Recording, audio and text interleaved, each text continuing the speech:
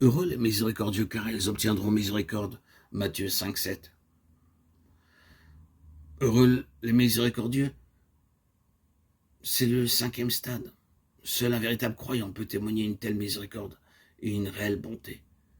Il peut montrer de la miséricorde à quiconque, n'importe où et en tout temps. Au plus répugnant, il peut lui être témoigné de la miséricorde. Mais ce ne sera possible que si nous avons l'amour divin. Cet amour ne peut pas être le produit d'une activité humaine ou d'un effort humain. Il doit être répandu dans nos cœurs par le Saint-Esprit. Ce n'est que par un tel amour qu'il nous sera facile de pardonner aux autres. Beaucoup de croyants ont le cœur endurci. Ils n'aiment qu'en parole, mais non du cœur. Nous avons l'occasion de témoigner de la miséricorde au nom du Christ lorsque les autres nous demandent de leur pardonner. Matthieu 18, 35. Je sais par expérience que beaucoup de gens, lorsqu'ils ont été touchés par la parole de Dieu, sont allés présenter leurs excuses aux personnes concernées.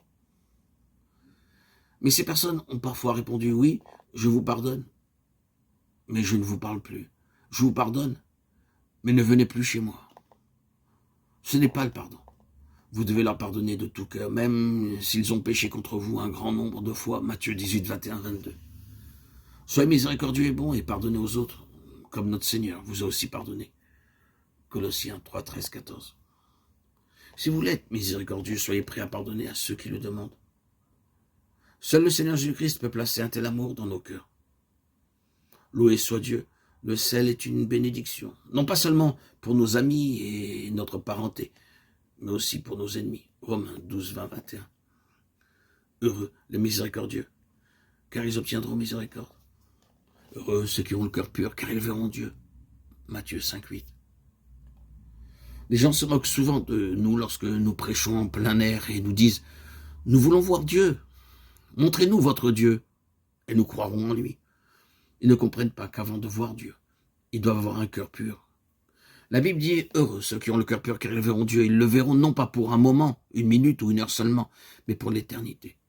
Ils le verront dans sa pleine gloire. Ils seront tout près de lui. La parole de Dieu dit dans 1 Jean 1,7 que le sang de Jésus-Christ nous purifie continuellement. Permettez-moi d'expliquer cela.